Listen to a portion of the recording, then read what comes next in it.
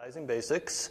My name is Steve Hadley, and I work in University College Advising. I'm the Director of Advisor Education and Development, and so I'm going to be talking about the structure of advising today, and then we'll have some guest presenters on different topics that we'll go through. So just to get started, the purpose of Advising Basics is just to familiarize advisors with policies, procedures, processes, degree requirements at the University of Utah. So we're going to talk about different policies, different processes, such as the process that admissions uses or registrars, talk about degree requirements, general education, bachelor degree requirements, different things like that. And to inform advisors of campus-wide advisor resources and opportunities for education and development. So we'll talk about some different resources that are on campus to help advisors and different development opportunities. And then the other thing is to facilitate creating a professional network. So we want to talk a little bit about networking. How do you get to know other advisors on campus? Because it's something that we really work together a lot to help students achieve their academic goals, and so networking with other advisors on campus can be really important.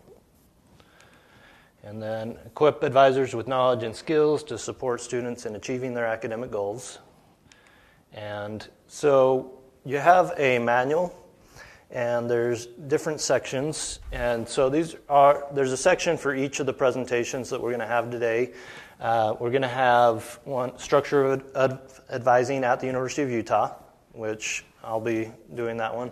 And then we'll have a presentation on degree requirements, so general education, bachelor degree requirements, registrar's office, admissions office, career services. We're going to talk about the mandatory advising program and also the transfer center and transfer students. And then we'll talk a little bit about networking at the University of Utah.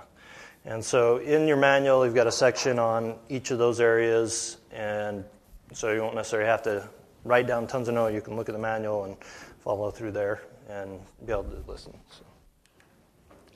All right. And another thing is, at the U of U, we really try and focus on advising as teaching and learning.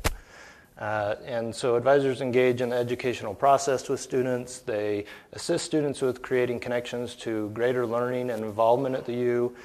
And an advising syllabus, has anybody heard of an advising syllabus?